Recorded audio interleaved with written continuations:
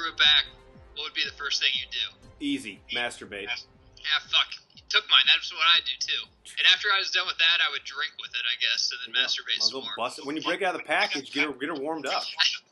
As you know, we grade everything on 5 criteria: cast, story, best scene, impacts on pop culture, and rewatchability. So, Jeff, dive into the cast of The Amazing Spider-Man. All right, we might disagree on a few things here, but Andrew Garfield is my favorite Spider-Man, including Tom Holland and Tobey Maguire. He's my favorite. Obviously, him and Emma Stone have great chemistry here, and I actually liked how they went with Gwen Stacy instead of Mary Jane in this. I love Rhys Ifans as Kirk Connors.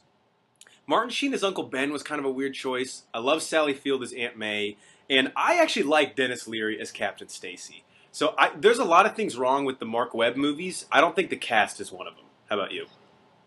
I love Garfield. I love Stone. I do hate when people say, oh, they have great chemistry on scene. Whatever you're fucking in real life, probably you're going to have pretty good chemistry on scene if you're playing a love story. That's pretty easy. Dennis Leary, who played a fireman in Rescue Me, I think was just trying to shit on police officers because I wouldn't buy him at all. He was fucking terrible.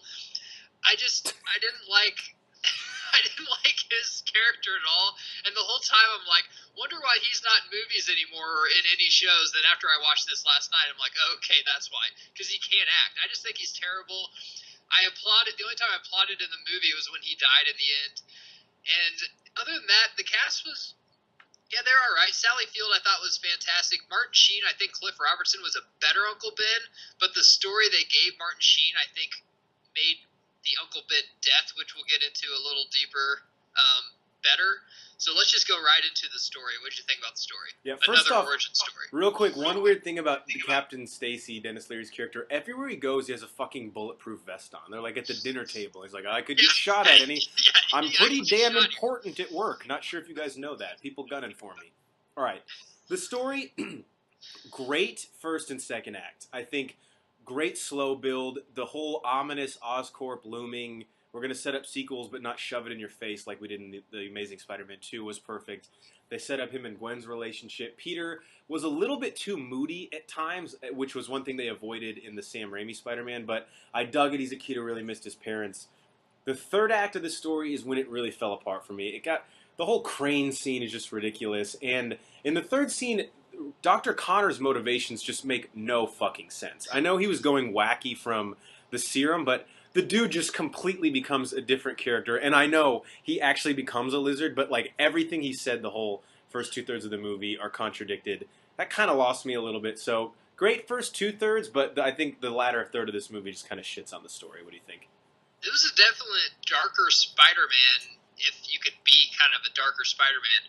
You know, his love interest with Gwen Stacy was fantastic. The death of Uncle Ben, I felt it, dude. Whenever he died, in the original one with Tobey Maguire, I was like, oh man, that sucks. But then it was just right back into, hey, summer blockbuster, bubble gum, have your popcorn, it's going to be fun. This one wasn't that so much. Kirk Connors, I don't want to be a douche, but the lizard thing, was that shitty CGI? Or was it just because it was 5 years ago? Or I just didn't like when he talked, I guess. I was just like, this is just half-assed CGI.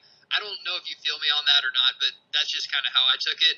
And then it's just a different origin story. I'm a DC guy, but I read quite a few Spider-Man comics growing up. Never knew anything about his parents other than they're dead. Didn't think he had anything to do with Dr. Kirk Connors or Oscorp, and this is all brought up. I understand you can't do the exact same origin that you did with the original Spider-Man, but it just took me out of the movie how this was more about his parents than Peter just trying to get along in high school with step-parents and everything like that. Yeah. Other than that, I totally agree with you. The end of the movie sucked, but the first 2/3 was pretty good. Best scene in the movie. Mine, I hope you didn't take the same one. Mine was the sewer scene where Peter is kind of chasing the lizard down into the depths of New York. And he doesn't know which of the respective sewer pipes he's gone down, so he shoots a series of webs through each of them and is basically going to use echolocation to track him and has the camera set up to take pictures. It did a great job of setting up sort of this ominous feel like, dude, this guy's going to fucking find you and he's going to choke you to death. And I think it was the best CGI in terms of the lizard in the whole movie. And it just looked like a panel out of a comic when Peter's sitting on the sort of the string of webs through all the sewer pipes. And then when they start vibrating as the rats are running, I just thought that was a cool scene altogether. And I think it's probably like a top 20 comic book movie scene for me, like latter half of that, but it was a pretty sick scene to see. What was yours? There's two movies that are just okay movies to me, but I think have fantastic scenes, fight scenes. One is Man of Steel, whenever they fight on Main Street in Smallville. It's an awesome And scene. the other one is this movie, whenever they fight at Midtown School. I thought that was fucking fantastic when Dr. Kurt Connors shows up as the Lizard in Midtown School and they're fighting in the school.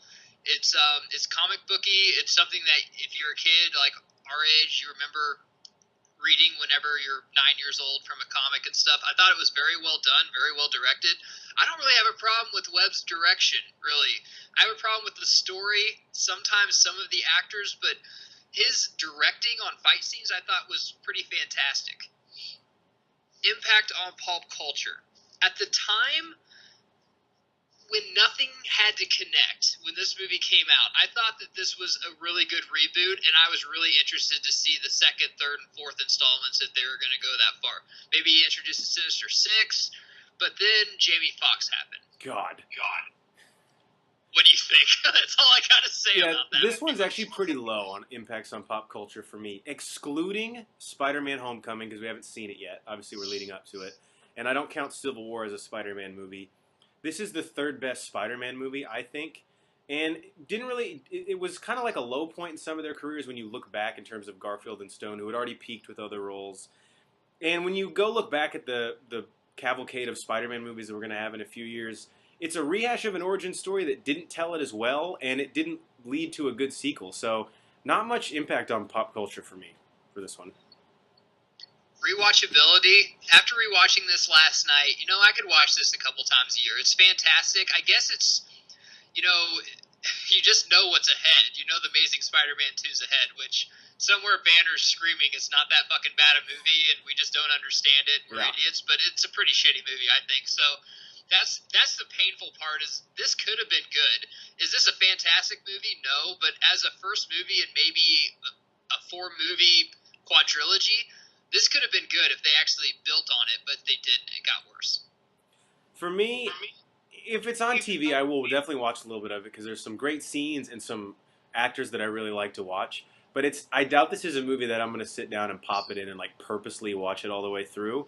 And I can already tell you, if it's the third act of this movie when it's on TV, I'm probably going to the next channel. So decent rewatchability. There are much, much worse superhero movies out there. I don't want people to think that I don't like this movie, but it's kind of like the epitome of a middle-of-the-pack superhero movie for me because even the story it told, it's not the best one to ever tell it. So it's tough to like say this is something I'm like going out of my way to watch. Once again, being a DC guy, you're only as good as your villain. I think if they would have had a different villain in there, it would have been better.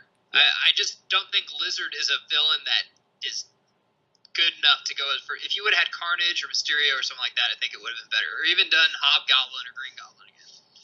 All right, we've been the Bro Force Squad. Check us out on our website, broforcesquad.com. We're also on Facebook, Bro Force Squad Podcast. Tweet at us on Twitter at Bro Force Squad. And subscribe to us on YouTube and iTunes. Emma Stone, call me.